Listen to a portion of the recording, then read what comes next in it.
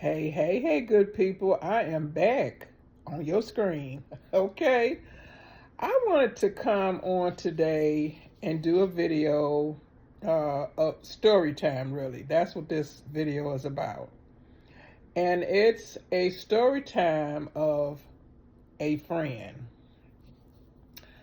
First, let me say this. When you grow up in the era of, how can I say, the crack era, a lot of stuff happens. You experience a lot of stuff. You go through some things. So when I grew up, I was in a two-parent home, which is my mother and my grandmother.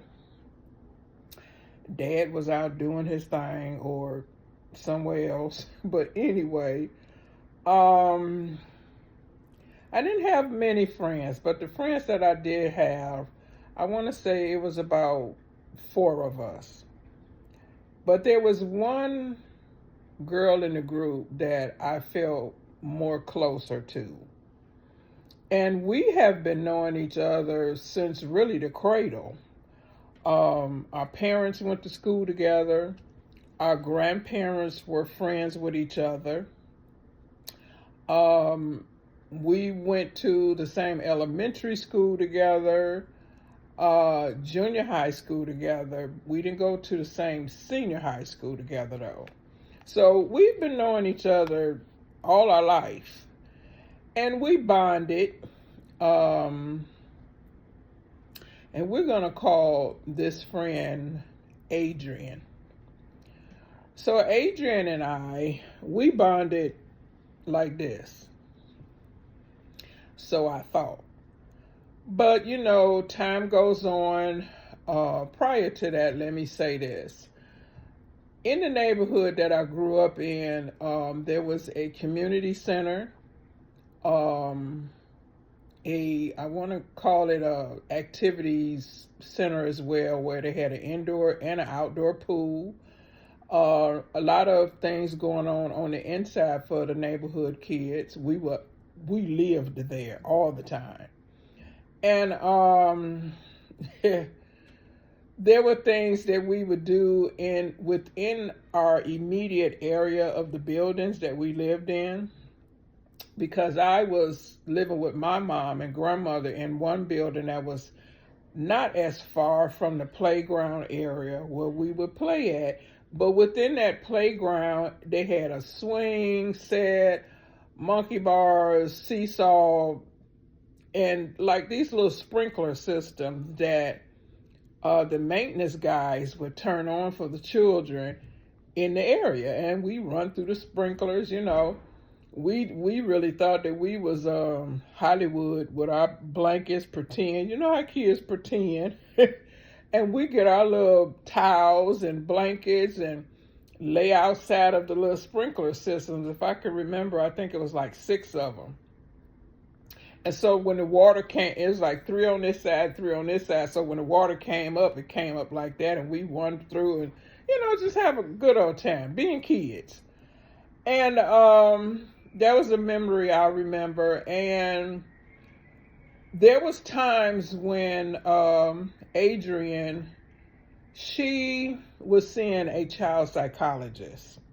And there were times when she didn't want to go alone and I would go with her. I couldn't go in with her when she would have her session. So I would sit out in the hallway. Sometimes I sit on the steps, or they had a little bench in the hallway. I sit there until she was done. But these were memories that I remember. In the community center, they had a lot of activities also, like teaching how to sew, how to knit, how to crochet, a lot of different things. And I would go a lot because I wanted to learn how to sew. I wanted to learn how to knit and crochet. So those things I do know to this day. So, and sometimes Adrian would go as well. So, fast forward a little bit, we grow up and we started having children at an early age. So Adrian, she had her first child, which was a boy, and a couple of other friends, they had their children, and then I had mine. But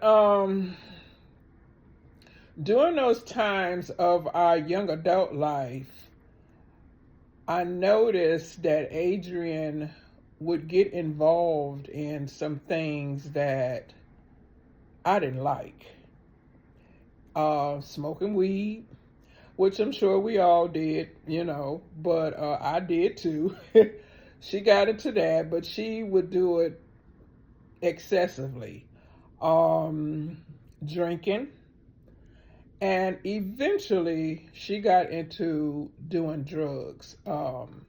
But she was doing it where I think she was smoking it, and I didn't go that route, because I saw a lot of things when it came to that, how it would destroy the families and people's lives as well. It had got so bad with Adrian to the point where Adrian's had started neglecting her children. They weren't really taken care of properly.